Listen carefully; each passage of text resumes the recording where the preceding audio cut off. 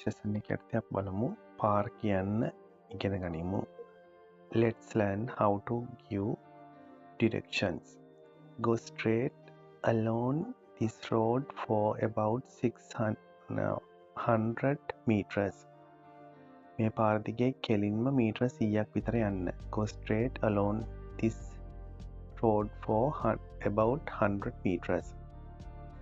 You will pass a supermarket and a gas station. Supermarket එකකුයි shed එකකුයි පහුවෙයි. You will pass a supermarket and a gas station. ලොකු roundabout එකකට වැටෙයි. එතනින් දකුණට තියෙන දෙවෙනි පාරේ යන්න. When you reach the big roundabout, take the second exit to the right. ඒ පාරේ මීටර 200ක් වගේ දිගටම යන්න. Continue on that road for another 200 meters. පොලිසියට මුහුණලා ඔයාගේ වම් පැත්තේ හොස්පිටල් එක තියෙනවා. The hospital will be on your left across from the police station.